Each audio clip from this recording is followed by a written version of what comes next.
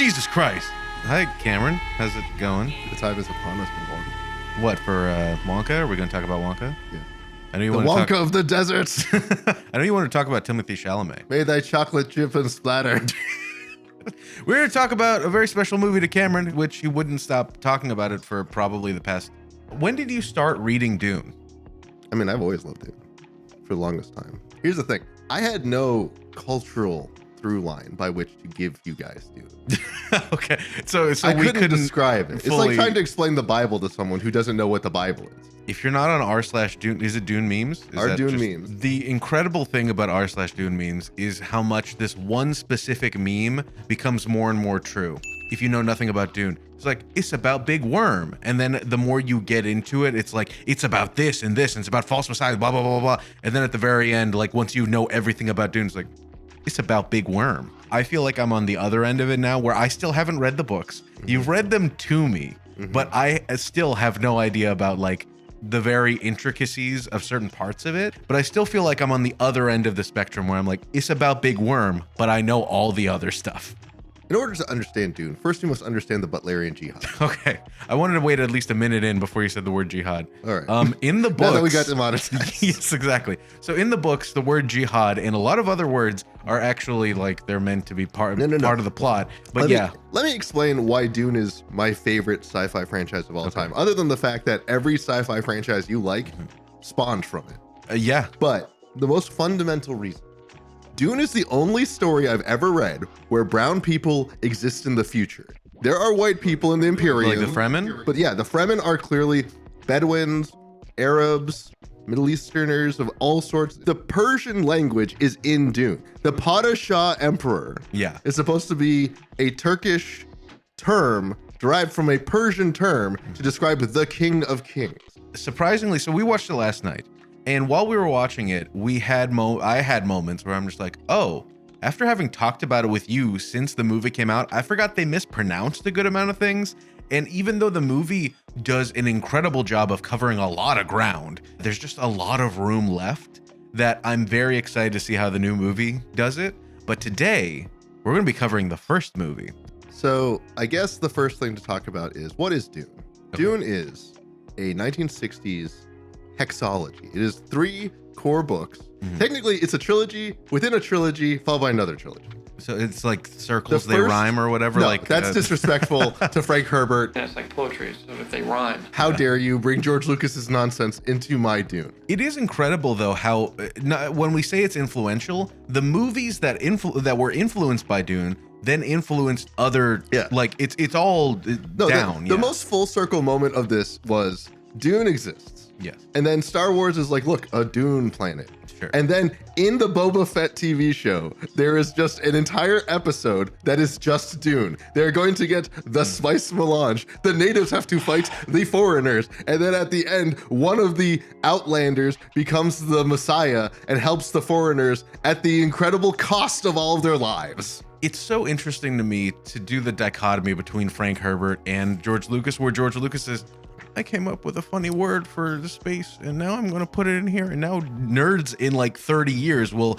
pontificate about what that word meant. When Frank Herbert's like, when I thought of one thing, this is how it fits into literally everything else in this universe. Frank Herbert spent 6 years supposedly like puttering around on this idea. And that's how he wrote so the first Dune book is Dune, followed by Muad'Dib, followed by The Prophet. And they were published in like sci-fi magazines. Okay. And like each one is iteratively more thoroughly researched. Okay. But they come together for the first Dune book. And that's all the context I need to say this was not Isaac Asimov talking to his editor about like, I had like a fun idea. This was Frank Herbert saying, I have thought about this for too long. And now I will put pen to paper. And it's crazy because when it comes down to it, Denis Villeneuve and Hans Zimmer both were like 14-year-olds when they both read Dune and were like, this is the single greatest piece of literature I have ever and will ever read in my entire life. Set about like thinking about it for up until now. Deliberately, I think Denis Villeneuve said it is like 40 years. I read the book 40 years ago. I deeply felt in love with it. Took me 40 years to like kind of let this happen. And I find it very interesting because he straight up has said on record, he's like, I'm on board till Dune Messiah. After Dune Messiah, I don't think my brain could handle what happens in the books. Because he's a coward. The next books are much more wild and maybe more difficult to adapt. And he went on record saying, like, I don't think I could handle just being in the desert that long and like doing how much filming we have been doing. I think I'll be burnt out by then. I'll be there for whoever does do it, but like, good luck. The Dune movies, they are not easy to produce. Dune is very heady. A lot of stuff happens in people's minds. It's the same problem people had adapting Game of Thrones. Where like in Game of Thrones, a lot of stuff is happening in people's minds. So when you put it in a like TV show, you can't like have like half a like season just inside Tyrion Lannister's head. Worm is the spice.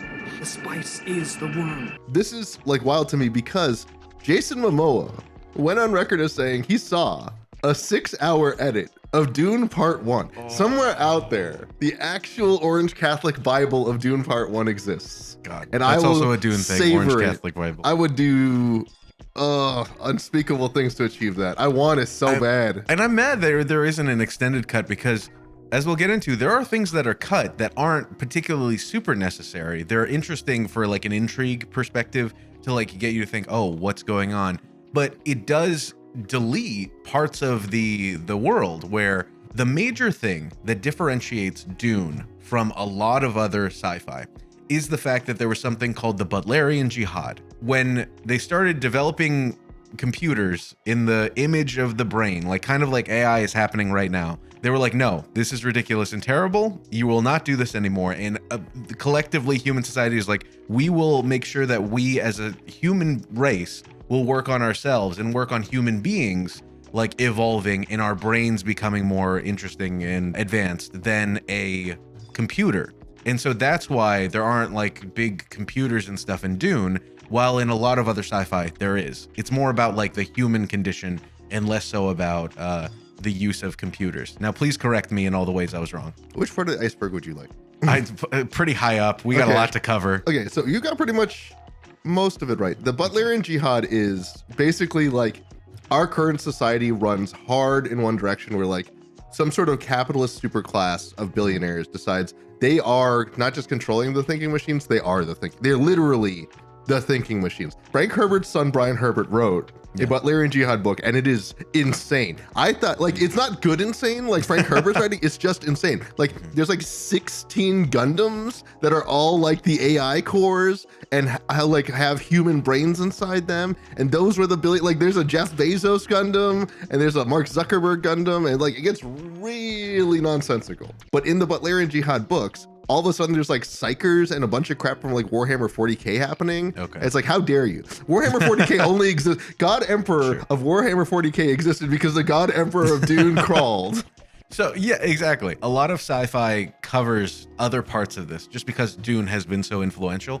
And it really is the version of sci-fi that is less about like computers and technology and more about the use of, the human mind and trying to use all of your senses and everything to make sense of the entire universe. Does that make sense? Yeah, it's the literal point of Dune, depending on which of the many flavors of Frank Herbert's kinks you want to look into is. The human condition and the human spirit are all that matters. And the entire story of Dune, across all 6 books, if you like zoom all the way out, is the story of humanity trying to create its own form of self-determinism. Well, that's the crazy thing is that since Denis Villeneuve and like Hans Zimmer have gone on record being like, no, this is the thing I wanted to do. So much so that Hans Zimmer was actually going to do the music for Tenet, and he didn't because of this. He's like, no, I will not miss Dune. And that was the first movie in 15 years that he did not do the score for Christopher Nolan. So this is very important to both of them. And you can feel that in a lot of the text because it's a 3-hour movie. It's very long. 2.5 hours. Is it only 2 hours and 35 minutes? It's not that long. A lot of stuff just happened. It's like, isn't it like shorter than Rise of Skywalker? Probably. And better than Rise of Skywalker. See, and that's the thing that's so crazy. And the reason I bring up the Hans Zimmer in particular is he's gone on record saying like, why do all of these sci-fi or futuristic or whatever? Because like Dune is based on our future, like the actual humanity's future. So this isn't like a crazy far off race. These are human beings just so far in the future that everything's so different. But Hans Zimmer has gone on record saying that like, why do sci-fi movies just play like European orchestra all the time? what's the point? And so I was like, let's make something really weird. Okay, it's the most incredible soundscape of any movie you ever watched. You have, Yeah. I cannot stress this enough. When part 2 comes out, Mhm. and part 1 right now, they're doing like a limited re-release in certain theaters. Oh, if they really? show it in IMAX in Dolby, you have to watch it there. Yes, First exactly. of all, it is cropped to shit on the home release. Yeah. IMAX, the 4x3. Yeah, how come we get the goddamn Snyder cut, but we don't get the like Denis Villeneuve cut? I'm mad Yeah. about that. But also, I cannot stress this enough. Everything Mm-hmm. about how they created the landscape, the like soundscape of Dune, Mm-hmm. has to do with the human voice. And you do not get the depth of it without the Dolby surround sound. Like I turned up the bass Yeah. as much as I could last night, but you still just do not feel it. Yeah, The yeah. same way you do in the theater. Exactly. The first time they did the voice in the cinema, I was like, they did it. We're here. We're actually here. We've arrived. Here we are. And yeah, the like Hans Zimmer went to crazy lengths to grab all of these crazy different. I'll link. I think it was a Vanity Fair or something interview where he's talking I'll about. throw that shit out. There's Yeah. a 40,000 Hertz podcast interview with him that's way better. And Oh, talking really? about, Okay. yeah, I'll tell you right now. Yeah. Something Frank Herbert is not shy about is that women are probably the most important force in all of Dune. Yeah. Every major story beat is the product of a woman's direct or indirect action. So much so that Hans Zimmer, if there is a scene where there are no women at all, he still tries to find a way to put in the voice line of a woman in the soundtrack to make it clear that anything that's happening is the function of a woman's actions. Yeah, exactly. He's adamant about how the soundscape has to reflect both the importance of women and the importance of the human voice. This is also, Yes. because you said Valerian Jihad, a refutation of the idea that machines need to be put aside. Or it's saying machines need to be put aside in favor of the human. That's why in the distant future, regardless of whatever weird instruments we have, humans, if they exist, the human voice will still be part of music. And that's why the human voice and singing is so important in the soundtrack, because the only way to give any sort of through line to a society that lives 10,000 years in the future. That's what I mean about the video that I really love is that in it, he talks a lot about how he just went on a long journey of finding every single person he knows that knows like a crazy thing about music and bringing them all together and deliberately asking them is like, I need your voice. Like we're going to use mostly just human ingenuity. The stuff that he mentions about like synthesizing and like using a compressor and all this other stuff. He's like, I had to like really work on the individual like voice tonations and then use that because that was the most important part. And that every time I tried to add too much of some sort of synthetic thing, it just didn't work. And so it makes a lot of sense for this movie that it's all about the human experience, the human spirit. And a quick piece of trivia that I really like about the music is that this guy, I think his name is Pedro. He is the flautist that did a lot of the like flute music for when they're on Arrakis. He is known as the Epic Flute Guy. Do you know about the Epic Flute Guy? He has become famous because of the Game Award, because he'll be in the orchestra and he's just going ham. Like I will show you a video of this guy. He has this huge afro and like he's just like going nuts on like 8 different flute instruments. I love it. See, it's amazing. So when I saw him in the interview with Hans Zimmer, I'm like, what are you doing here? Oh my God, it's him. It's him. And when it comes to all these people bringing all of these other people together for this movie, it feels like the culmination of so much stuff. Before we get into too much more about the movie, the last thing that I want to say about the creatives is that Denis Villeneuve, like we mentioned, the two kind of people that have been mulling over this for 14 years, he is one of my favorite, if not my favorite director. And you can see in this movie every single one of his other movies coming into play. This is like his like literally the culmination of his other movies, because in Sicario you get a lot of this beautiful vista of just like kind of a desert. Like you get the beautiful oranges in the sky over a barren wasteland, which you see on Arrakis. Same thing in Blade Runner 2049. You get these awesome landscapes of all of the different like miniatures that they use to create this like huge world that just all fits and it all makes sense and it all looks futuristic. And then also in Arrival, the movie that's probably one of my favorite movies that he's ever made, you get a lot of this type of storytelling where you see into someone's kind of thinking and you get to see the evolution of a thought process. And it makes a lot of sense for Paul. So those 3 movies alone, and a lot of his other stuff also makes a lot of sense. But like it all, when you see it in this movie, is like hearing a crescendo, you know, where they like add all the instruments in, and it's just so satisfying. So, okay, into the movie. So we've talked about Hans Zimmer, we've talked about the music, we've talked about the importance of women in the story. Let's get into it. There's a boy named Paul. He got a dad named Leto. He's got a mom named Lady Jessica. And he has the kind of inciting incident is that they have been told they are all part of a royal family. Technically, they're the Atreides of Caladan. Yes. In the future. Yes. Here's a question: how much of the required reading do you want me to throw into this? Because I could spend the next 6 years sitting in this chair. We are so. No. Okay. I'll keep it super high level. All right. Let me give you the most key things you need to know. Okay. There are 3 main families that matter here. There's something called the Landstrat. It's full of these noble families, and the only 3 that seem to matter are House Carino. This is the actual emperor's house. Okay. House Atreides. This is Paul, Leto, and Jessica. And House Harkonnen, which is just the most crazy freaks.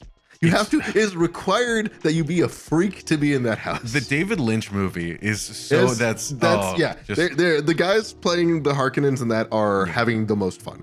But the point is, the Harkonnens and the Atreides have had a grudge forever against each other. And the Harkonnens are the richest family because they own Arrakis, and they've been using it for the spice mining. And so the actual inciting incident is supposed to be that the Emperor of the known universe, who technically owns all the planets, gives fiefdom of Arrakis that has been giving all the money to the Harkonnens to the Atreides. That's the on its face reason. Yeah. So he's cutting off their big cash cow. Yeah. Like the whole thing they're known for. But when is a gift not a gift? You see, what's actually happened is House Carino is afraid of the Atreides. The Atreides and the Harkonnens have 2 different ways of basically creating loyalty. The Harkonnens will feed your worst vices, and the Atreides build loyalty.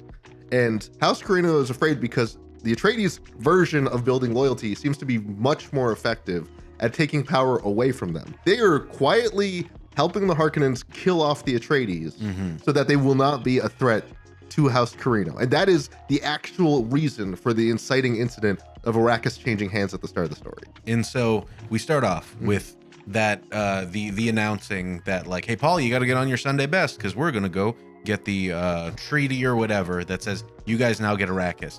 And deliberately, like the announcer, the herald who tells him, he's just like, hey, are you got to sign this thing? He signs the thing. He's like, is it done? He's like, it is done. And it's like, seal. You mentioned literally while we were watching it because he has this big ring that he seals it with. Keanu loves to do this thing where he's watching a movie and likes to pretend that he doesn't understand anything about artistic nuance. So I just start yelling it at you. Yeah, no, I go into movies thinking like, if I didn't think too deeply about a movie, would I be able to gather all of the little bits and pieces? Would I be able to do the 2 + 2 = 4 to fully understand and enjoy the movie? And sometimes that comes out when Cameron and I are watching a movie and like somebody will deliberately state, oh, this thing, it's about this and this. And Cameron's like, see, they did the thing. Don't you love that? I'm like, I kind of do. I kind of like it when not he literally sealed his fate. He literally took his ducal ring and he put his hand in the seal. He sealed his fate. And since you said that in the beginning of the movie, I deliberately was looking out for like, if I knew nothing about Dune, how the hell would I be able to understand it? And it felt like there was like next to no fat on the cow. Like the whole time, every time you're listening to something, it's important in a way that you either don't understand yet or is immediately them trying to tell you about the world. And it is like incredible. I'm trying to remember specifically, but like there were a couple parts where I'm just like, oh man, like on my 5th watching of this movie, I still feel like now I have more context on something that I probably brushed over before because I just wasn't paying full attention. But each bit plays into something. There is definitely 2 things I'll talk about that I kind of found frustrating how they cut them. Sure. But for the most part, this is very much why Star Wars was successful too. They cut the fat. Star Wars was also like a 6,000 hour worth of stuff that George Lucas's wife turned into like a competent 100 minutes. Denis Villeneuve had the problem is like Dune, because of like the people who like the books, we are also freaks. We want spend like 30 minutes showing us Gurney Halleck playing a balisette, and we'll never complain about that. With the exception of adding like the David Lynchian, this is the words inside my head. Yeah. The closest you could have gotten to trimming all the fat off the cow. But there are scenes that come at the cost of this. Yes. And in particular, Act 1, like as we're mentioning, just all of this kind of exposition, really is the required reading for Acts 2 and 3 to be like, oh, this is the good stuff. Do we want to go into like minor spoilers or just straight up spoilers? Because here's the problem. This movie's 2 years old. No. Let's talk about this. If you're a Dune fan, you are a special kind of freak. You love spoilers. I love spoilers. Dune is a book with 4,000-year-old spoilers at the start of each chapter. You literally, it's almost like if you didn't know the spoilers, you couldn't enjoy it as much. Spoilers. The most interesting thing about Dune, similarly to The Matrix and similarly to like a lot of other movies, is that it's kind of more interesting to talk about than it is to consume. So now that we've talked about the Atreides and the Harkonnens, and we basically have laid out the entire like intrigue, that the Emperor, when is a gift not a gift, is like, hey, here is the biggest moneymaker of the entire galaxy. Here you go. And it's like, oh, you want us to take our biggest enemy's biggest cash cow as if it's nothing? And in particular, it's kind of shown that like Leto is so full of this honor. And he's like, yeah, of course I do that. Why wouldn't I do that? We're the really loyal guys, right? And it shows that deliberately, like Dave Bautista's character, which one is he? He is Raban, the Beast Raban. That was it, the Beast Raban. And he shows up and he's just like, oh, well, this is stupid. They're taking our biggest cash cow. And like straight up, the Baron, who is so good in this. Like, my God, just a big jelly bean floating. There's a reason he's so big. It's because he binges on scenery. He does not chew scenery. And he's just straight unhinging his jaw like a snake and consuming whole pieces of scenery. And so he's just straight up like, hey, calm down. This is all according to plan and it's going to be awesome. And so that gets you in.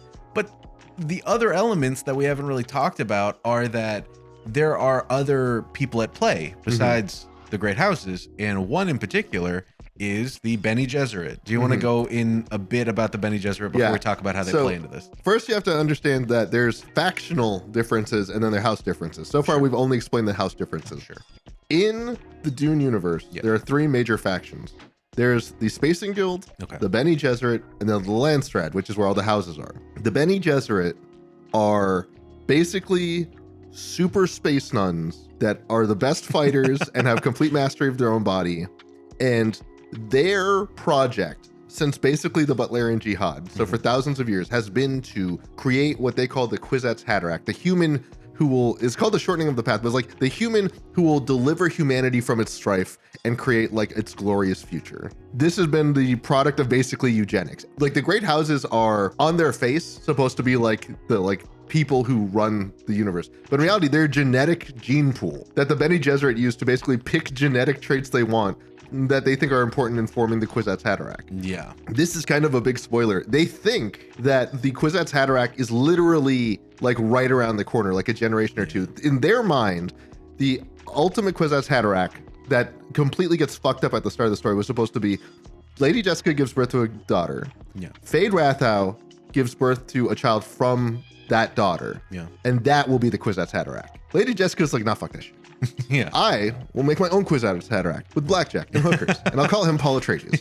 That is like another example of like one small change a woman makes that completely redefines how history plays out. Even though the Bene Gesserit themselves, as an order of space ninja nuns, are already defining like nothing happens in the Imperium without them basically giving its approval. Straight up, like the Bene Gesserit Reverend Mother, her name? The Reverend Mother Gaius Helen Mahine.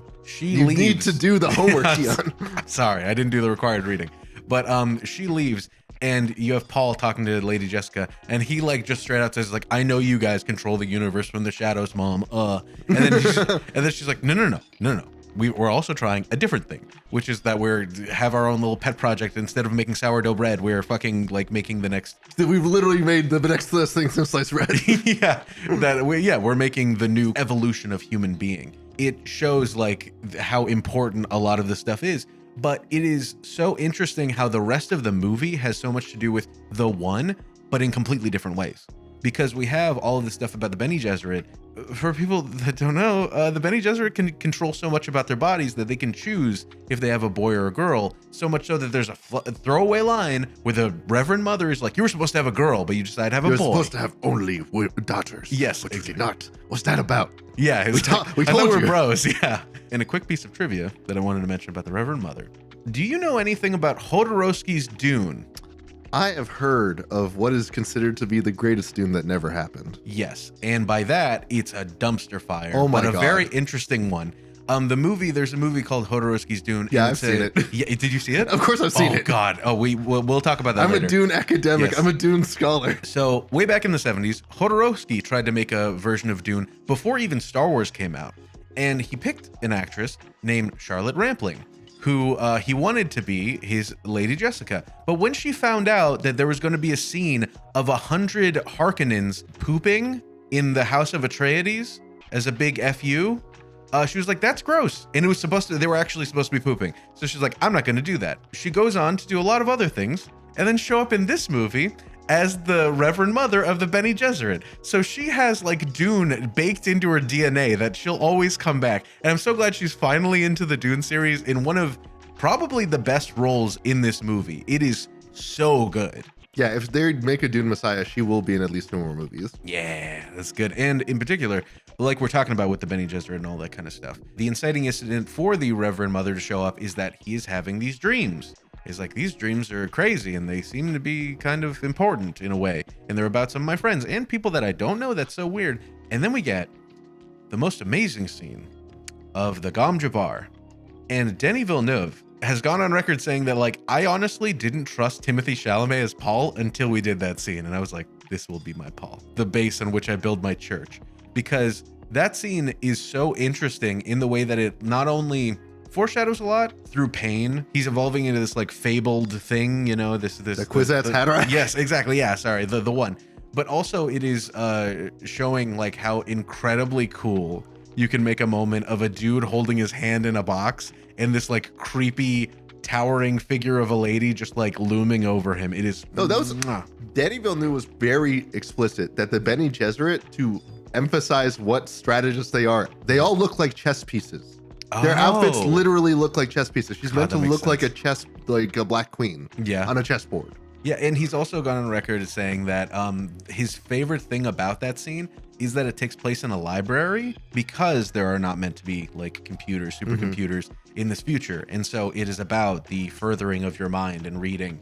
And so then it's also her taking control of his mind in a way, putting him through a test. And it's so, it's so good. That's probably my favorite scene in the movie. Yeah, the Jabbar scene is fantastic on a bunch of different levels, especially because it's like, that is the meme. That's probably like the meme that everyone knows is either Fear is the Mind Killer or What's in the Box. Those are the two memes. Or I hold at your neck the Jabbar. Yeah, I hold at your neck the Jabbar. Yes. So we get our key players more or less. And the Spacing Guild doesn't really come into this movie, I don't think, besides we see them when they show up. Yeah, we on see a Caladan. couple of them, and we also see highliners for the transfer. But yeah, we don't get the full David Lynch weird, gross we don't get bug those guy. nasty freaks at all. Yeah, so that, I mean, we can get into the factional differences because then you also have the part where they're like, and like, why is spice so important on Arrakis? And that actually has to do with the 3 main factions, in that the Landstrad uses it to become like wealthy. The Bene Gesserit use it to like basically create Reverend Mothers. There's like this whole second thing about the worm's life cycle because the worms create the spice and all that jazz. Yeah. That goes into making a Reverend Mother.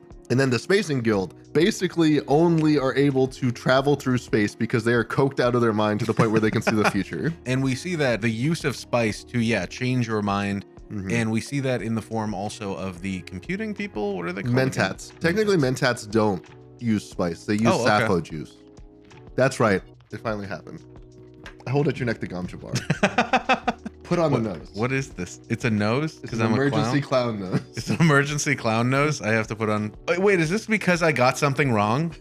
No, you've gotten a lot of things wrong. Okay. I just wanted to catch you in the biggest wrong. Okay, that I was talking about. Wait, what was the juice again? Sappho juice. Everyone knows about Sappho God, juice. I hate Here's the this. corresponding makeup. Go to the bathroom. Yeah, I'm not doing that. Yeah, you can take the clown nose off now. No, Okay, I'm wearing this. The for now. You Sappho can juice. see it in your camera. God, that's awesome. Okay, What's in the nose? what's in the Pain. nose? Pain. This is the book explanation for why Paul is the Quonset Hasarak. The Quonset Hasarak is supposed to be someone that the Bene Gesserit have basically created that can see both male and female genetic memory. Bene Gesserit women can only see female genetic memory for makeup a reason. Paul is able to, as the first Bene Gesserit like properly trained boy, should supposedly be able to see both his male and female history.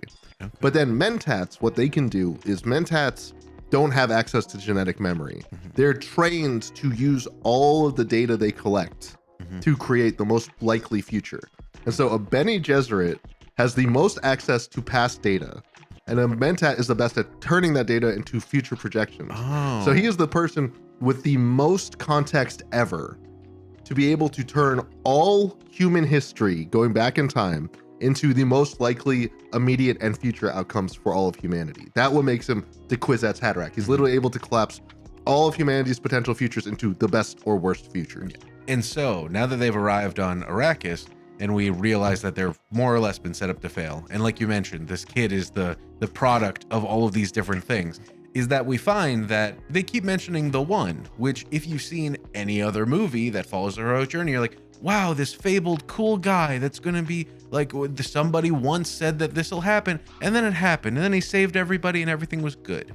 That's stupid and dumb, because It's forever stupid and dumb. I love Dune because it just actively rejects this. Because the idea is not about there was some prolific person that thought about this. No, this is the product of long planning, but also even the use of I don't even know if I would say a minor messiah, but the use of like a prolific figure in a different culture can also be used for other reasons. So we have the Bene Gesserit who are straight up saying like, no, we're thinking of the one, but they've also planted their own versions of the one in other cultures. So the Reverend Mother straight up says like to Jessica, because she doesn't hate her, she's like, I've done everything that I can for you on Arrakis, get out of my face.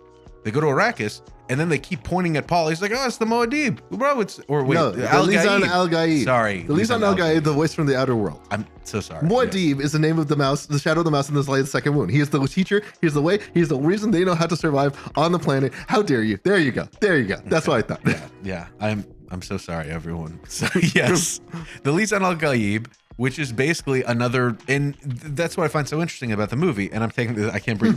Is that, it's okay. It'll just be like every time something goes wrong, just pan back to me with the nose on. But yeah, that they arrive, and it's immediately that there is another prophet that is here, and that's why I find it so much more interesting than if you had only seen this Dune movie. You might have the idea that, oh, this is going to be another one of those heroic journeys where there's a fabled guy and he's going to come, and it's going to be what people call the white savior thing. I would argue that most of Dune's other events is because Paul comes, and that's the problem. You wouldn't wish that upon many people. Is Paul showing up? But that's what I mean, is that the use of that narrative, the use of the idea that this prophet will come and save us, is used as a weapon and an insurance policy for Jessica and Paul. And the only reason why they end up being spared is because of all of these other chess pieces that have been set up in their favor, not because of some sort of universal like prophecy. Right? Yeah, this is, if we want to go back into that Dune iceberg again, this is what the Bene Gesserit work in two ways. They work in the literal genetic way, in the way that humanity is propagated in the through weirding genetics. way, you say. Yes. But then they also work in the way of the other way humanity spreads knowledge and like itself, which is through tradition and through religion. So there's something called the Missionary Protectiva. This is literally the Bene Gesserit mission to spread facets of religion that fit into their idea of the Quonset Hasarak. So wherever they do create the Quonset Hasarak, there will already be a religious like figure for him to fit into. Exactly. And that is on Arrakis. It's called the Lisan al-Gaib. He's supposed to be the voice from the outer world, and he's supposed to be, in this very colonizer mindset, this person who is not of Arrakis, who comes to Arrakis and takes over Arrakis as a religious figure and not just another house like who that controls the planet. The reason that is so important, as you pointed out, is because there's like a ton of times in the movie that are either clear or not clear, like the scene where Lady Jessica meets Shadow Mapes for the first time and she gives her the knife. That is a misunderstanding on Shadow Mapes' part, because when she sees the knife, she is like, what is this? What Lady Jessica means to say is a maker of death. Yeah. Because she's just being like artistic in her word choice. But as soon as she says a maker, Shadow Mape loses her shit because the maker of the deep desert, Shai Hulud, the big sandworm, is where crysknives come from. The crysknife is one of its sharpened teeth. And so she thinks like, oh, of course she knows. Because why wouldn't she know? She's supposed to be the mother of the Messiah. So of course she knows. And so she loses, this is basically when you go to an interview and you say just the right thing, just the wrong thing in just the right way that they think you know more than you do. Yeah, there's so much of that throughout that you see Paul and Jessica just walking around and like doing stuff and deliberately like the Reverend Mother's like, you leave those two alone. We have claim to them. And straight up the Harkonnens are like, sure, we'll do that. That'll be fine. And we'll just send them into the desert and they'll have to fend for themselves. But I don't think that they were aware that like, oh no, that's where like all of the Reverend Mother stuff is. That's where like, I mean, that's also the ignorance part. Yeah. The Harkonnens are ignorant to anything that is not materially beneficial to them. Yeah. So they constantly dismiss this like, the Fremen like religion as having any sort of impact, even though if they took like 5 minutes to understand them, they probably would have found a way forward with the Fremen where they would stop destroying their spice harvesters, which the Atreides do almost immediately. They're like, yes, what if we, instead of just randomly shooting people in the desert, actually talk to them and tried to create any sort of alliance with them? And they're pretty chill about it, yeah, frankly. And that's an excellent example of why House Carino is scared of them. They go to Arrakis.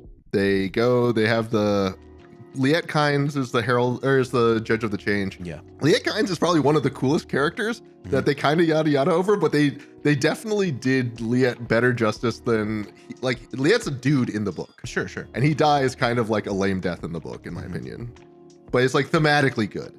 The way she dies in this is like way better. Oh, it's so rad, delicious. God. But like basically what's happening is like they're taking over. They're seeing all the ways Harkonnen sabotage is like ruining everything. They're seeing all the traps the Harkonnens have left to either directly kill the Atreides or cause them to fail. Yeah. In spite of all this, the Atreides are still succeeding. This is why like the Baron has been like very clear. Is like, don't worry, I have set up multiple traps within traps within traps. They will die on this planet.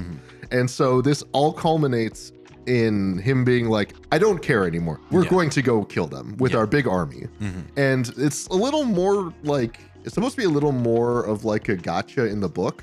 Okay. But in the movie, it's like, and that's the other thing. In the book, we don't see the attack. It just happens. Really? Yeah. Because everything's usually from Paul or Jessica's perspective, except for the one time like when Leto gets captured. Aside from that, you don't really get to see the attack. So they're like having Duncan Idaho flying an ornithopter around an exploding city while being chased by a laser is So, and that was one piece that somebody brought up to me, and I think we've talked about, is that there's a lot of future tech that just shows up during this assault that's like, whoa, this is rad. I am so into this. This is very alien to me. And one is this big laser that's being shot at Duncan Idaho's ornithopter, but his ornithopter has one of the shield things on it. And I heard that if you shoot the shield thing with a laser, it causes basically a nuke, and that would ruin everything for everybody. Is there any reason why that would have happened in the movie? Does it particularly matter? So it's implied that he loses the shield almost immediately from that first explosion that hits him. So in Dune, once you understand the Butlerian Jihad, you also want to understand why Butlerian Jihad was allowed to happen. And now you have to understand the Holtzman effect. The Holtzman effect allows for the creation of shields and the use of glow globes. Basically, shields are like dampening fields. It's like a non-Newtonian fluid. It's a non-Newtonian fluid that the harder you hit it, the more solid it is. Sure. So when you try to stab, the slow blade penetrates the shield because a slow blade, the field is still liquid to it. And then once you're inside, you can like slash the throat. For some reason, a laser gun or any sort of laser hitting a shield will cause like such a like crazy spattering of atomic energy that it will just cause a nuclear explosion. Like in Dune, there are dozens of things that will cause nuclear explosions in addition to just nuclear weapons. Sure. That is like something that honestly they could have like they'll probably show it in the next movie. I hope they will, because they show you laser guns and they show you shields. So you have all the like visual language you need to understand that these two things matter, but they never explain the atomic problem. So yeah, we see this assault, and that leads to this kind of piece that was left on the cutting room floor that I'm curious if there's like an edit of, which is that throughout you meet, like, there's the Mentat. Thufir Hawat? Yeah. And then you also have the Doctor. Yeah, There's Dr. Yue. These are the different schools of like human discipline and excellence. Yeah, so instead of being able to Google or use a calculator, you have a Mentat who will do the calculations for you. And instead of having some sort of like robotic doctor thing, you have someone who is so trained in physiology that they can tell what's wrong with you and help you and all that. Yeah, I should just point out real fast. There are technology in Dune. There are electronics. Yeah, and yeah, stuff. but not like AI. The literal only rule is you cannot build something in the likeness of a human mind. And technically, the Ixians, who are a faction you will never meet until like 3 books from now, Yeah. are like the like embodiment of like people who are skirting the edge of that. Because like Okay. that's a religious decree that if you build that thing, you will be put to death. Okay. These two figures are important because a Mentat is trained this way, so you know how they should behave. And Dr. Yui, as a Suk doctor, is trained to never harm people ever, not even once. They take So- that oath. Super important. Yes. Yeah. So the fact that he's able to violate his own weird Hippocratic oath becomes an important twisting point, because in the book, there are these different hints dropped that like Lady Jessica finds one and Thufir Howard finds one that basically imply to them that the other, or someone, but especially the other, is actually like a secret spy doing the Harkonnen bidding, So even though it's in- Dr. Yui the whole time. So in the book, there is a spy among us. It is blatant. Yeah, it is Well, among us. Yeah, it's among us. They are sussy buckets. And so in the movie, we have like there's an attempt on Paul's life, and then from that it's like, okay, well there's probably spies around. But in the book, to the best of my understanding, it's like, okay, well it's one of these two people that are probably a spy, but you don't think that it's Dr. Yue because his conditioning would never allow it. And so in the book, that's a bit more important. But in the movie, they skirt around that and they still make it seem plausible. The way that it seems is like, you need to let my wife go. But the way that you said it is that he wants his wife not to suffer or So something? this is why the Dr. Yue thing kind of like deserves more love, but I also understand why half of it was left on the cutting room floor. Because all you really need to understand is like Dr. Yue, this guy who shows up twice and like is trusted because he's their personal doctor. Yeah. Is surprising to be the one to betray them because like he's not doing anything half of the movie. You don't expect him to be doing anything. What's cool in the book is Dr. Yue, he is like, his wife is also a Bene Gesserit. Wana is a Bene Gesserit who teaches Wait, him. really? Yeah, she's a truth sayer. So he knows how to lie just enough that a Bene Gesserit wouldn't notice him lying. What? And so basically there are these little scenes where he's with Jessica, where he's lying in just the right way to convince Jessica that she thinks he has to do with like, oh, he hates the Harkonnens because they killed his wife. Like, no, he hates the Harkonnens because they're literally using his wife as a hostage. But she draws the wrong conclusion. And then there's also scenes where like he's trying really hard to like say like he's not expecting them to actually free her. He knows that Harkonnens are so terrible that the best he can hope for is that they will kill his wife so she's not in agony anymore. And this is also the like that weird spider creature you see in the movie. They never say it out loud, and Denis Villeneuve has never really said it, but they imply that the creature is Wana. He knows enough about the Bene Gesserit like truth-saying method that when he goes into that room at the end where Leto and him are basically brought in front of the Baron, he knows enough to see in the Baron's eyes when he asks her basically like, is she free? Is she dead? To know if he's telling the truth or not. Yeah. And he sees that he's telling the truth, and then he's killed.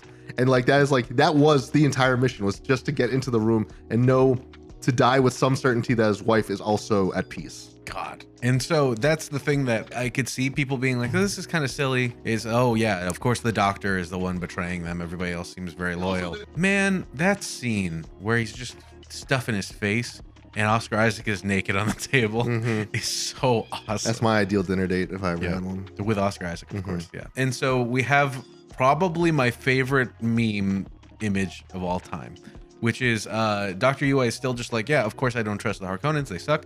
So here is like basically a cyanide capsule in your mouth. When you bite it, it'll shoot out a poison that'll kill everybody and you, but I mean, you know, also everybody. And so you have that perfect moment of him like mumbling to himself, is like, what did you say? And then he says it and then shoots out the poison, and then the shield goes red. And god damn, is that just not the perfect image? I will put up a meme right now of the I can't believe Steve Jobs died of Ligma. Who's Steve Jobs? Ligma bomb. It's so good. God, it's so good. That one is my favorite meme. And so yes, Leto, who is everyone's favorite guy, he's the Ned Stark of this story. It's so weird that the Lannisters and the Starks are kind of similar to two other parties in a different book. Yeah. But yeah, It's just weird how that works. it's like poetry. It rhymes. No, it doesn't. It's, It's not like at all. poetry. I copied it directly from your sheet of paper. It's like you copy my homework, but change it A enough. little bit. Yeah, exactly. So there's like also a ton of stuff about Piter, the like freak mentat that belongs to the Harkonnens. He's played by supposed to, Polka Dot Man. I yeah, think. and he's so good. Yeah. He's probably one of the most perfectly cast. Everyone in that movie is perfectly cast, but he's so many heavy hitters. He in that is movie. the Piter Dupree in my mind. Basically, the Baron in his example of like how he controls people through their vices is like, I'll give you a choice. You can either have all of Arrakis as your fiefdom, or you can have Lady Jessica to basically do to Tawana what you want to do. And he's like, I guess I want Arrakis. Wow. And this causes him to like kind of go over and taunt Leto a little more. So in the original book, Leto, like the Baron is not that close to him when the gas pellet goes off. He's like across the room and he manages to escape out a side door. I think the way they did it in the movie is a little more fun and tasteful. Sure. But it's supposed to be like he also thinks like, Piter is the Baron because he's completely drugged out of his mind at this point. And so he accidentally kills the wrong dude to like show you another example of like people putting way too much certainty in the wrong things. And that's what I find so interesting is it just seems like in the book, like everything just has like every character has their own little inner machinations going on. But that's the thing is like they like had to trim the fat. I get it. Sure. So the assault has happened and we have the fall of House Atreides. And so now they are sent to the desert and Paul uses the voice and loved it. And his mom immediately chides him, is like, your pitch was off, you suck at this. They land and I forgot how much happens before they actually meet the Fremen because they see everything happening. And then is this where the tent scene happens? Yeah, this is the tent scene. They have a Frem kit, they have a tent, but they don't actually have any still suits. So they have to hide out and play an Atreides beacon. And this is where the coolest scene that could have been really cool would have happened. They see someone has like received the beacon and is coming to rescue them. And they see a Harkonnen ornithopter coming at them like, oh shit, that's bad. And then it explodes. And another Harkonnen ornithopter is the one that explodes it. Paul can tell just from the way it's flying that's Duncan, Idaho. Even though it's a Harkonnen ornithopter and like Lady Jessica's like absolutely certain like this is their last moments. He's like, no, that's Duncan, Idaho. That's my homie. He's gonna come save us. There's this thing about the laser guns hitting shields that causes atomic explosions. Basically, the Harkonnens at this point, to make sure that they are killed, have been like, they know that the people they sent into the desert to kill Paul and Jessica or make sure they didn't survive did not succeed. So they're cutting up the desert with laser guns. They're literally just like running back and forth, strafing the desert with these lasers in hopes of just killing them. And what Duncan does is he sets a wide area shield out in the desert like a landmine. And as soon as that happens, he's like, well, how do you know they aren't just gonna like get us with laser guns? And like pretty much as soon as like Paul says that, a giant nuclear explosion happens like slightly away from them to emphasize like now they're gonna think twice about doing that. And one thing that I want to hit on that I really love about the scene in the tent is because they're like, oh wow, you seemed really sensitive to spice, you must be allergic. And it's like, no, this is the thing. Like this is the genetic, like Put that right in my vape. Exactly. It's like, no, mainline that shit. Such good acting from Timothée Chalamet, slowly breaking down and freaking out. And then when he uses the voice, it's like, ooh, he immediately, like, you can tell it's something's changed, that like, oh, he doesn't have the problem he had like an hour ago. Because he says there's a war in my name, and he goes about like seeing the future. And it's one of those moments that I love that Denis Villeneuve does, that I feel like it's very similar to that Christopher Nolan thing that we have a video about, where it's okay, I've planted this idea that this is how everything works. This guy can see the future. That's just how it is. If you don't know about Dune, this guy can see the future. That's his whole thing. So you see all of these different cool ideas that are happening. That's like, okay, cool. That's how the rest of the movie's going to go. Here, I don't know if you see Jamus, but I know that you see you Johnny definitely see a lot. Jamus a few times. And so you're just like, okay, cool. That's how the rest of it's going to go. And it plants a seed of like, okay, as the viewer, you're like, I guess this is kind of interesting, but I know how this is going to go. I've seen this part. They go meet up with Duncan, Idaho. They go to they meet up with Liet Kynds. Then they go to the ecology place. And then that's also attacked by the Harkonnens, or it could have been the Sardaukar. No, those were definitely Sardaukar. Yeah. Harkonnens were black. Sardaukar were that like off-white. And I'd be remiss if we didn't talk about when they were enlisting the Sardaukar, and we got another incredibly memeable moment, which was the Mongolian throat singing.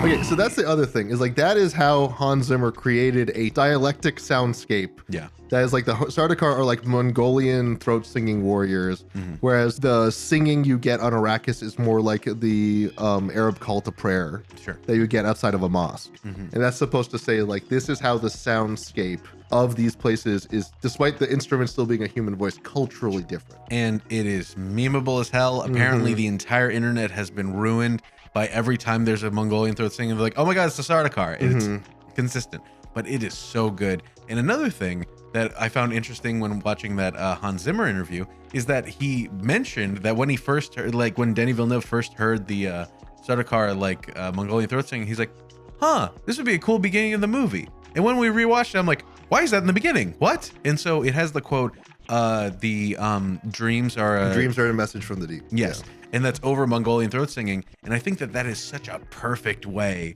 to get you to be like, what is happening? Where am I? And then it shows you a dream. And then it literally shows you his dream. Yeah. Right before he wakes up. Oh, it's so good. So yes. So the Sardaukar attack, and you have this great moment of Liet Kynds like, hey, can we get a coffee service? And they're like, cool. They go out and they're like all just chilling. And then you have like this one Sardaukar that like kind of peeks over. You see a very tiny shadow, and immediately they're gone. And the only thing left is a coffee cup. Mm-hmm. And then so the Sardaukar show up and they just immediately like puff up a bunch of sand, deal with them like almost immediately. Then we have probably one of the coolest things that I think Jason Momoa has ever been in, which is when he's fighting off the Sardaukar right outside of the door to that antechamber, the chamber where they're trying to leave. Spoilers for the next rest of the books was like, wow, I really like Jason Momoa. I didn't know much about Dune. I'm pissed he's not going to be around anymore. What a waste of a character. Probably the funniest, if you know about the entire Dune book series, the funniest fucking line in the movie is at the very beginning when Jason Momoa says, don't worry, I won't die. Yeah, because when we were watching he proceeds to die. Yeah, I was like, more than any other character in the entire series. Yeah, when we first were talking about it, I'm like, I guess he doesn't die. And Cameron's like, no, you're very wrong. He dies the most. Because do you want to talk about that right now really quick? Not really. As Golas, we can get into Golas later. Yeah. Because that is a big Dune Messiah thing. Sure. But I will say this much. You are right in that, like, I mean, that was the meme from the Amber Heard trial. It was do you know about Jason Momoa's role in Dune? It's like, yeah, I know he dies. Like, did you ever read Dune? I know, but I've seen the movie. Do you understand whether his character will come back from the dead in the third movie? I don't know. We're just talking about that one movie. That might be a bit of a spoiler. They're like the lawyer. You clearly haven't read. I read Dune once forever ago, and I wanted to use this knowledge for my entire career. So and here it is before me. If there's one actor who is officially locked into the most Dune media from now on, it will be Jason Momoa, assuming they keep this going. That lawyer looks so smug when he said it. It's so good.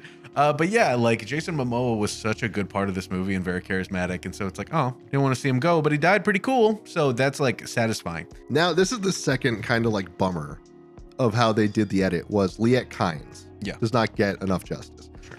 Liet Kynds is important because they are the planetary ecologists. And their father, Pardo Kynds, was like the person the like last emperor sent to Arrakis to figure out like what is going on with this planet? Should it be the spice? Should whatever? Because like Frank Herbert has gone on record a billion times saying the spice is oil. It was very unambiguously oil. The idea that you have a beautiful place that could become a paradise, actively being destroyed by outside influence for the goal of extracting wealth from it, is an unambiguous metaphor for oil. But what's important is that doesn't mean the people of Arrakis don't still want that paradise. And that's why Liet Kynds' character is so important. There's supposed to be a dinner scene right before Leto gets knocked out by Dr. Yui and all that stuff happens. We are meeting other factions on Arrakis. Like, it's not just that there were like Harkonnens and Atreides. There are other merchants who sell still suits, who sell mining gear, who do all sorts of stuff on Arrakis. They're like the capitalist influence where they're extracting wealth and helping the extraction of wealth. And it's an important scene because Liet, as a half Fremen, he is like half Fremen, half off-worlder, like kind of hates all these people. And it's like talking about, like Jessica basically calls him out, like, so what do you want from Arrakis? And he's talking about how his dream of like a paradise where people can walk around without still suits and all this stuff. It's important because that's motivating why he dies later, trying to help them. Is like he sees the signs the same way Fremen see the signs and wants to help them in hopes that they will bring this paradise to Arrakis. Now, here's where I think they did a good job. In the book, he just gets kind of caught and then they just like leave him in the desert without a still suit and he dies in what's called a spice blow. And so you need to know like 6 layers of lore to understand why any of that happened. What they do instead was, first of all, I love that it's a woman. It gives more of that credence to women are driving the story. I think that was a very good choice. The other thing I think is really cool is she doesn't just randomly die in a spice blowout in the desert. She dies with agency. She's like, So good. like to show her commitment to the cause. The fact that her dying breath is literally getting more Sardaukar killed by like understanding the worm is a really nice button on her character in the story. And it's a really good way to kind of get you interested in the Fremen in a different way, because straight up, like, is just like, here's some still suits, go take my ornithopter, get out of here, for Paul and Lady Jessica. And they're like, what are you going to do? It's like, I am a Fremen. I'm fine. Yeah. I live here. This is my backyard. So literally goes out and drops a thumper, which I think that was the first time you see a thumper actually working in the movie. And then pulls out these two cool, like, scythe looking things. You're like, what the fuck is happening? And then in your head, you're probably like, oh, it's a thumper. Okay, she's calling the worm? She's calling Is the she worm. trying to kill herself? Rhythmic What's happening? noise. Yeah, exactly. And then, the Sardaukar immediately, like, stab her. It's like, well, And that's sucks. also beautiful because when she gets stabbed, she doesn't bleed blood. She bleeds water. Yeah. To give you the emphasis that like water is literally as important as blood to these people. And also it will signify something that will probably make a bigger deal of in the second movie, even though you don't see the blood. Because that's a very clever part of this movie. They can never show blood to keep that PG-13 rating, I guess. Sure. So the fact that they have the red of the shields and then the water instead of the blood is like a very tasteful way to say like a catastrophic thing is happening to this person's biologically. Yeah. But like we're still like keeping a PG-13. Yes. And then she's still, not only the thumper's still working, but then she starts like hammering the ground, being like, no, I want this. I want you guys to go out in like what feels like a religious experience with the Shai Hulud. She is the first character that mentions anything about Shai Hulud and is like, no, this is that's what this whole planet's about, and that's the Fremen cultures. Like that worm over there, that's important. That's the thing. And so when it comes to claim the spice crawler, it's just like, oh, this is rad. Well, This that's is the other so thing. cool. So in that scene in the book, there's actually a moment where Paul notices two figures come out of the sand after the worm passes. Oh, And basically, like it's implied they're going to go ride the worm to wherever. It's like the first time Paul actually sees like native Fremen just running around doing whatever the hell, and no one else seems to notice them in that moment. And it's interesting because like everyone's panicking about the worm. And so you think like objectively the worst thing to do right now is to be on the sand near that worm. So why are these two people completely unbothered by it? Oh, okay, damn, that's good foreshadowing. And so yes, you have all of this stuff. They escape and they're running in the desert, and Paul is trying to be like, okay, so here's some stuff that I googled that we're gonna have to learn. We're gonna have to walk like this. We're gonna have to get in our still suits. And earlier we hear that he can put it on. He has the slip shoe method or whatever. Yeah, he wears a slip fashion at the boot. Yeah.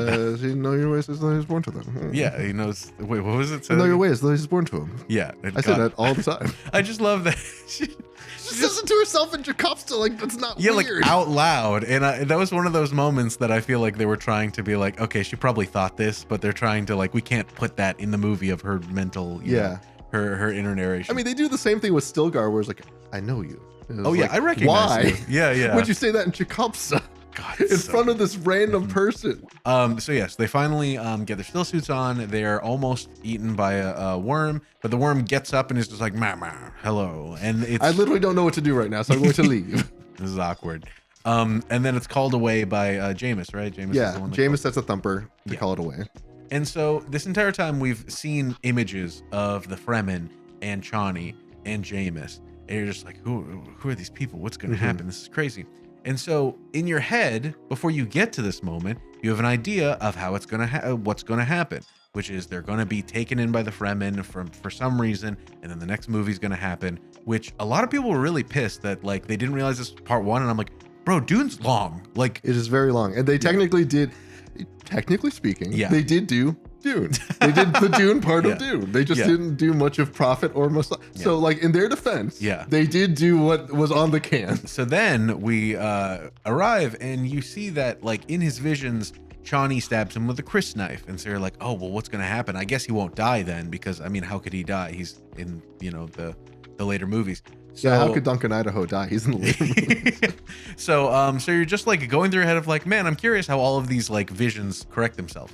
And so you see that he's like, oh, Jamus and I are bros. Like, this is the vision I had. You see them like fighting, but the way that they were fighting looked like some sort of practice. So it's like, oh, they're going to be friends. Shows up and he's like, these two are weak. I'ma kill them. That's just what's going to happen. Also, well, okay, when the Fremen surround him, first of all, beautiful that they just like appear. They do not walk into frame or something. They're not there, and then they are there. Yeah. To emphasize like what Duncan Idaho says earlier, which is like they followed me for days and I never knew it. Yeah. But then when Paul runs and gets the Mala pistol and everything, the person he takes the Mala pistol from, all that is Jamus. Oh, he's really? Mad. Yeah, he comes down and he like takes off his mask, and that's Jamus that he's just done that to. Because in the book, he's exhausting.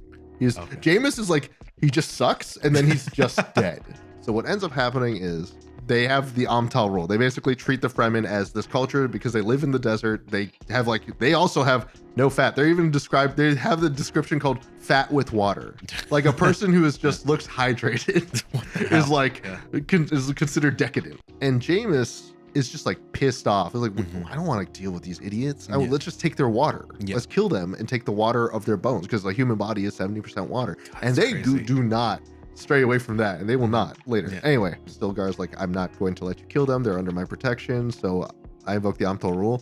Jamus is like, well, I don't think you're strong enough to lead anymore if you're going to be this kind of weakling. Well, he lost to Lady Jessica. Yeah. So then Paul is like, all right, well, I'll do the big fight. And he has no concept of their tradition, just to emphasize really how little he knows about these actual people. I feel like it's kind of assumed that through the visions that he had in the tent, that he may have like understood from his like future visions some stuff about Jamus. That he's like, okay, well, I remember like in my future memories that we fought, and this is how he trained me in a way. So I feel like that was a way on future, like my most recent viewing, to be like, oh, that might be why he understood how to like fight him. Probably my favorite thing about Frank Herbert, he will give you all the pieces and recontextualize it later. Like, Jamus is supposed to be his teacher. He just doesn't realize that he's going to teach him without being alive. God, it's crazy. Yeah. So friend of Jamus, does that mean anything? So what happens is when Jamus dies, yeah, Paul, this is the first human being Paul's ever killed. Yeah. And he starts crying. Yeah.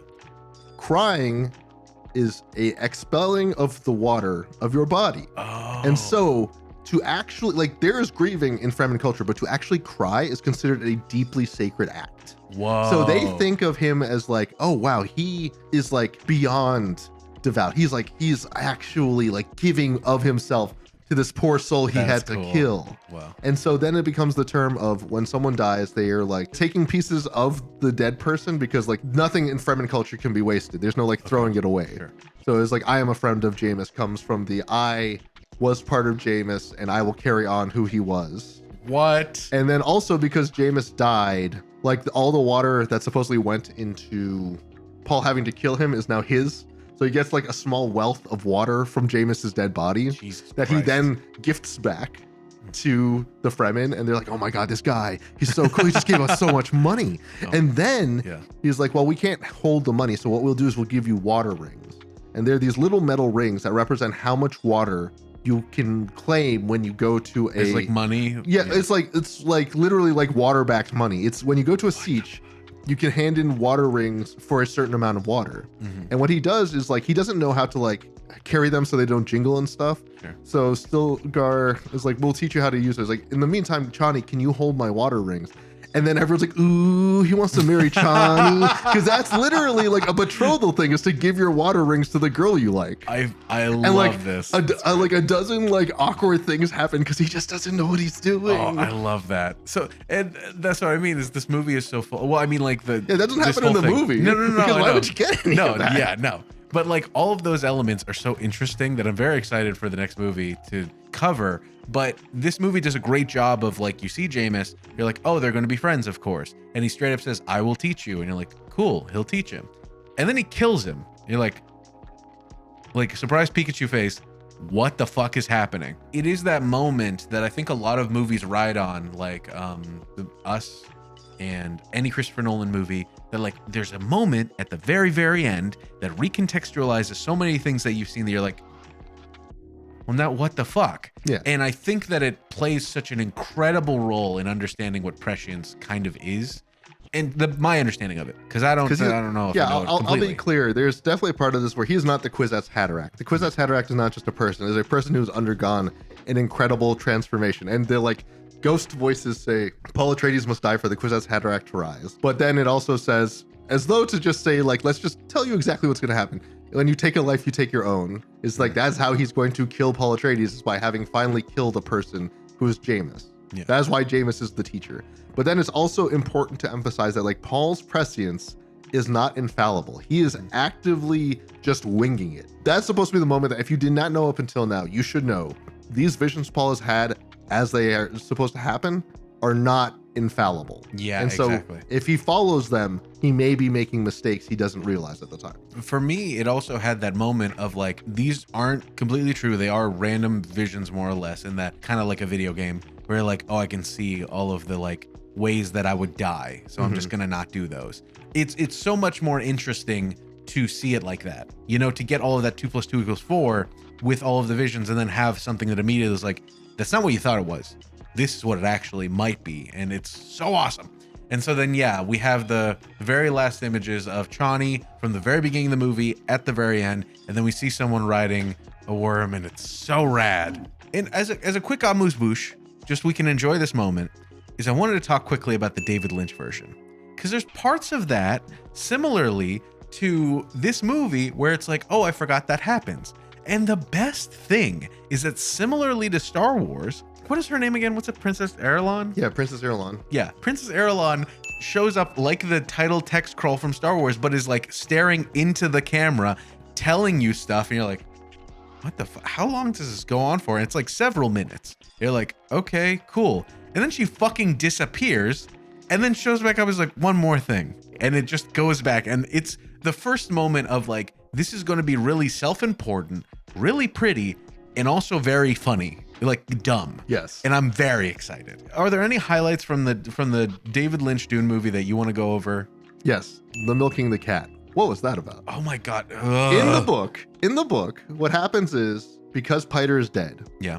Baron Harkonnen wants a new Mentat. And he's like, I have caught Thufir Howit. So what I'll do is I'll feed him a poison that will basically kill him if he doesn't get it. And then the way they adapted that for the movie is, I have put this antidote in this cat. And if you don't milk the cat, you will die. But it's so good because you have that element of he's just like reveling in being a piece of shit, like a horrible guy, but also just this weird, like, Too much fun. Yes. Just way too much fun. And that's what I love about that Dune movie. It's so funny because it is one of those, it's so bad it's good movies where you're sitting there like, this is so dumb. But then there are a lot of moments where like, this is gorgeous. Like for the time especially, this is beautiful and weird and cool. And even the way that they do the shields in this big boxy thing where they had to like spend too much time making And these they giant never did polygons. it ever again. Yeah, and it's not even like CG. That wasn't a computer graphic. That was a human being had to go in and cut all of those panels out and like smear them and make them look weird. And it is such a delight to just sit and watch and be like, what the fuck? Even the long scene of the space worm, like taking them across, like just what the fuck? Like mean what the the highliner? fuck? Yes, yeah. Yeah. Yes. That's not space worm. Sorry, no. But sorry, The Highliners, that's some guild stuff that we could talk Yes. about probably in the next movie. Yeah. And then we see the dichotomy, which this might be a little bit too racy for YouTube, but the dichotomy between the two worms. Because the meme is that, man, I miss the 80s. Reagan's supple worm. Oh, it's so, you could bone that worm so good. Yeah. Look at Denis Villeneuve's worm. It's disgusting. It's a just butthole. a hairy Look how butthole. Democrats have ruined the worm. As well as the popcorn bucket. If we have tickets for opening night. If we don't get a goddamn popcorn bucket, I will be furious, because not only did I not believe it, when I first saw a picture of that, I'm like, that's not real. Someone made that up. But the fact that SNL got probably 20 of them to make that video, it has to be real. Yeah. We have to be able to get this, right? Yes. That was when I knew we were in good hands. Like I said, it takes a specific kind of freak to do justice. Yes. God. The fact that AMC was like, what popcorn bucket will we make? for You ever heard Dune? of Bad Dragon? Some dude on their like design team, some woman, someone, somewhere had been sitting on that. They didn't come up with that on the spot. They've been looks sitting like, on that since they saw David Lynch's adaptation, and they had wanted it forever. It just looks like so much silicone. I didn't even realize how much you could put into a I don't popcorn even know how. bucket. Yeah, I don't even know how you like make that. Yeah, practically. exactly. But also that, I mean, yeah, don't you remember the first Dune had a tie-in with Fortnite? You could play Paul and Chani in fucking Fortnite. Yeah. So now all of that is a quick little segue into Jodorowsky's Dune. Do you want to talk about any part of it? Well, I want to talk about that. That might have been the first time they're like, all right, we need a freak to do this. Oh no. Yeah. We might have gone too far off the wrong side. Because in particular, apparently a producer asked him, is this like, I want you to make a movie. What movie would you make? And he said, Dune. And his guy's like, okay, cool. That sounds good. Have you read Dune? No. You know that, right? Yeah. He not only had not read Dune, he knew nothing about it. He's like, my friend read it and he said it was good. So I'm gonna make Dune. He wanted to make a deliberate like LSD hallucination. And Dune is a cool way to do it. But the problem is that he wanted to make whatever the fuck he wanted to make. So apparently, to the best of my understanding, the actual plot is straight up, if Paul was like an intergalactic like super being that inhabits a planet and then takes like, you know, the ecologist thing where it's like, let's revitalize Arrakis. He revitalizes Arrakis and then he inhabits the planet and then he travels throughout the universe making the other planets happy. And it has fucking nothing to do with not only the message of Dune, because he becomes an actual messiah, but has nothing to do with the plot of Dune outside of the fact that his mom had the genetic ability to create whatever she wanted and then he became a messiah. Also, that weird thing on the front, I think is supposed to be an ornithopter. Well, their ornithopters are like little flies. Like, it looks really dumb, Yes, frankly. everything about looked dumb. The main reason why I wanted to harp on Jodorowsky's Dune is because, first of all, fucking stupid. And it led to Charlotte Rampling leaving and then coming back as the Reverend Mother. But he, intentionally and unintentionally, inspired all of sci-fi cinema forever. And the reason I bring this up is because fucking Dune influenced all of sci-fi writing forever. Then the one guy that wanted to adapt it got together basically everybody who would start making every sci-fi movie then on. A lot of the people that he brought on to do his movie went on to do Industrial Light and Magic, work on Star Wars, work on Alien, work on Terminator. All of them were his team, which is super weird.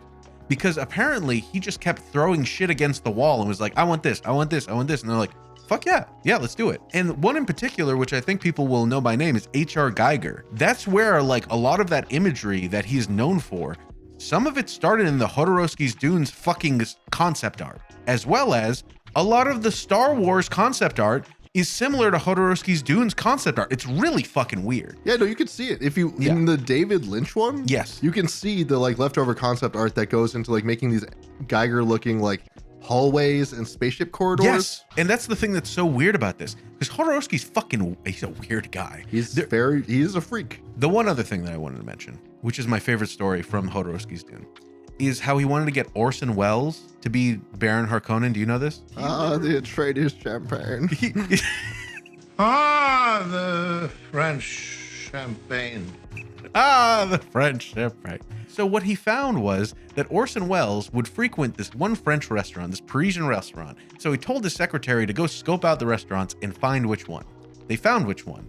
He showed up and saw that Orson Welles was like chomping down on a big old steak like he does, and he had like 6 bottles of wine. So he went over to the bartender. He's like, what is your best bottle of wine that he would like? He's like, it's this one. Sends over the bottle of wine. Orson Welles nods, drinks the wine, whatever, and then he comes over and then he talks to Jodorowsky. And so he's just like, hey, what's up? And Jodorowsky's like, I want you to be this character. I want you to be in my movie. I would love that to happen. And he's like, no, I'm tired. I don't want to do movies anymore. Movies suck. This is stupid. He's like, well, you like this place, right? And he's like, yeah, this is my favorite restaurant. And he's like, what if you do the movie and every day I have the chef from this place come and do craft services for you and you can eat like this every day? He's like, fuck yeah, I'm in.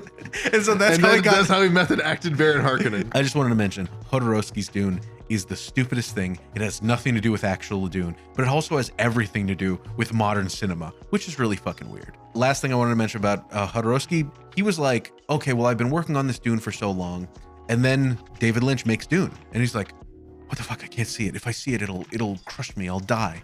And then his son is like, no, you're a big man. You got to go see the movie. And he goes and watches it. And his face goes from like really sad to more and more happy because he, in his words, like, it was so awful. I couldn't make anything that bad. And that apparently when the new movie was coming out, he's like, no one even decided to consult me on the film. Wait, Jodorowsky's still alive? Yeah, yes. Oh, wait. And he deliberately was pissed off that no one reached out regarding his involvement. There you go. Okay, continue. He is on record being like, I can't believe it. I can't believe that they would do that to me. I think this is a good thing to go out on, which is the drama around Dune Part 1. Yes. Because Dune, as I pointed out at the beginning, I loved it. I always loved Dune because it's like, what if my culture survived even a little bit into the future? I'm not the only person who thought that. So when Dune Part 1 came out, a lot of people were talking about like, there is not a lot of actual Middle Eastern representation. You kind of have like babies first, brown people in the desert kind of representation. And it is like, I do not deny that at all. Javier Bardem is not from the Middle East. Yeah. Most of the like actors, most of the culture we see, most of the art and styling, not from the Middle East. But my retort to that is, I don't think that's fair, because in the books, Dune is our time with the colonized. It is everything up until they flee into the desert. And in the movie, you only meet Liet Kynds and Javier Bardem's character Stilgar, and they're the only actual Fremen. You're in Arrakeen. Arrakeen is a off-worlder's base on Arrakis. You're not supposed to see too much Fremen influence here. It is a city on the planet, but it's a city that we spend most of our time in the palace. We don't spend too much time on the street. We could probably get Rebecca Ferguson some better trip, but at the same time, like, she is just playing a caricature of what she thinks these people want to see based on her understanding of the missionary protectiva. The next movie is where I think it'll be more fair to judge, because that'll be the one where you have a lot of people interacting as Fremen. You will have Paul having to learn how to be a Fremen. So anything that has to be of the Middle East in terms of what the Siege art styles are like, what actual cultural nuances like, will probably shine through more there. And that's where I think it'll be more fair to judge. And this is also the thing where I need to point out, we started this by saying, very much we're recontextualizing the whole thing. Denis Villeneuve and Hans Zimmer read this book as little 14-year-olds and want to make the movie for them, like that little version of themselves. That means you've created a movie for two little white 14-year-old boys. That's the kind of story you are telling for that kind of audience. And that doesn't mean that it's necessarily a bad story, but that also means you have to accept that that is going to be the lens with which they come at this with. That's not to excuse it. And I think Hans Zimmer did an excellent job of bringing in lots of different like vocal backgrounds and stuff. I think that is very well done. I have no problem with the Hans Zimmer's score. I think a lot of people went after Denis Villeneuve and said, hey, you can do more. There are a lot more voices you're not listening to. And I'll be very curious to see how many of those voices make it into the second film. Yeah. And hopefully as a reassurance, maybe not, but he has gone on record saying that there's an interview I watched where it said, what is something that you would have really hated to miss out on putting in this movie? And he said it was Chani and everything relating to the Fremen culture. So I hope that that wasn't just some canned line where he's like, that's a big part of this movie. I want to get this out there. But I am very curious how much he has the reverence for the Fremen and how much he's going to put that in the movie of like just this very different way of handling that culture, because like you mentioned, just so much interest there. And what we've seen in the first movie is a lot of that, I guess, a lot of colonizer imagery, I'd say. So I'm very curious how they're going to handle that. And frankly, I just can't wait. I can't wait. I can't wait until we see it, because I got to tell y'all, the thing that really frustrated me, and I think a lot of people when the first movie came out, is that it was deep during COVID, and both Denis Villeneuve and Christopher Nolan are on record saying that HBO sucks a big one because they put both Tenet and Dune on HBO simulcasting when they were in theaters. Now, I'm not saying anybody should have risked their lives to go to the theaters, but missing Dune Part 1 in the theater is such a disservice to yourself. I was like duct taped. I was like wearing a hazmat suit in the theater. Yeah, exactly. And it was worth it. And my God, I cannot wait for the Dolby surround sound, blah, blah, blah. I tried to make sure I got like one of the first tickets that were available. So I am excited to see this next version. And if we don't get a popcorn bucket, I'm probably going to rip apart that. Where I'm not going to see the movie. I will be in a cop car because I will have destroyed the entire theater. So in Minecraft, that was a joke. I'm not going to do anything. Good. Yeah. I'll send us out with a paraphrasing of one of my favorite quotes from Dune. Dune is not a problem to be solved, but a reality to be experienced. You cannot enjoy Dune by analyzing it. You must watch it, become part of it. And that, I think, is a lesson we can all enjoy. Beautiful. I too am a friend of Jamus.